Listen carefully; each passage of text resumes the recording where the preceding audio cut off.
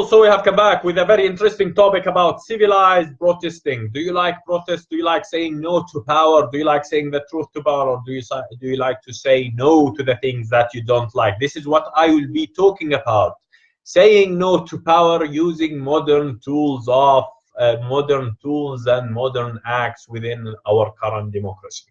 So political competition and competition on power, or competition on on political position, and competition on political policies is a very old thing. It has been associated with so many ways of that people has actually demonstrated their dissatisfaction or disagreement or dislikeness, if I may say, for a particular decision or for a particular individual. Some people, this kind of dissatisfaction, this kind of agreement led to some level of war, conflict, and in many cases even fights. So how did people manage to do this within our current democracy? In democracy, people stop believing in violence. They stop believing that violence will lead to better results, and they started thinking that violence will create more violence, and maybe violence will always create a much worse situation. And to that extent, we have seen very good examples where violence actually led to more violence, or violence actually led to worse condition than the condition that started a particular disagreement. So people within current democracies, they thought like protesting and gathering people and saying no to power in public places is a very peaceful and very effective way in delivering a message to the political elite or to the controlling body or to the government. And from that, there were many ways from different people thinking on how to protest. So people start protesting. In the beginning, they thought that if I protest, I need to punch the policemen, I need to break different supermarkets, I need to show my anger, and I need to reflect my anger on the personal properties or private properties and public properties of different people. Then people started thinking, oh no, actually this is something that is why I should put my anger on something that is not affecting me. For example, breaking the shop breaking the glasses of a shop for someone that did not harm me at all. So they started to think, actually this is not the right way to do it. You should actually go and protest and say a group of things that you don't like, and group slogans that that lead your political argument, but you should not break the law. And by breaking the law, hitting someone is against the law. Bunching a policeman is by far is against the law.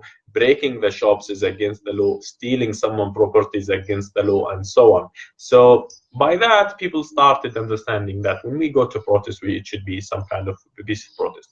In some countries, hate speech is kind of against the law. So you should not try to promote hatred against a particular group of people or against a particular group of individuals, rather than you need to push a particular argument.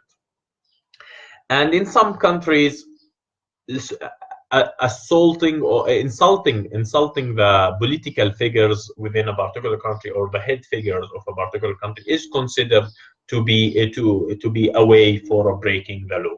So you should, by all means, if you are protesting, you should try your best not to break the law. And in some countries, they just make it very easy for themselves. They prohibited protesting from the beginning, and we think this is against human rights, this is against democracy, this is against modern way of governance. Now, other than that, is about not breaking the law. Especially because there are some countries where you have protesting as an illegal. So basically, you disagree with them on the ideology, you disagree with them on the law itself.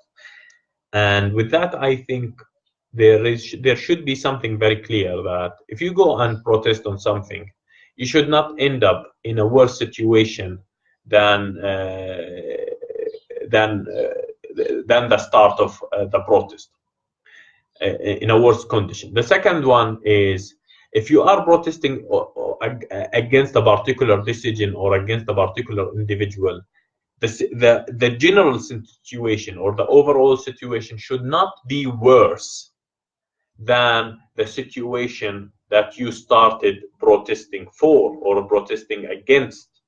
So, for example, if you are trying to push a political agenda against a particular law, or you need to or you need the government to withdraw a particular law, then you should not be ending in a situation where you have a civil war. And by far, this is kind of rule of thumb that you can use all over the world. Now, of course, from our experience, violence leads to more violence. So the way that you deal with protests and you deal with useful protests should never be with violent force. And the people who use that, actually, they are I would say they are illiterate. They might lead their country to a situation where they can't have that country anymore, or even like before. That was my quick intake on things. I shall say very quickly that I would like to congratulate Jordan and Jordanian people, my fellow citizens, on their great contribution and great awareness and great behavior during different protests. I think I thank the policemen, and I think I would like to thank the disciplinary force, if I may say that, if I may call them that, or the protesting force. It depends on whatever you would like to call them. It's a situation where people went out and talked about withdrawing a particular law and gathering momentum and gathering people against the government, and we end up with the prime minister resigning.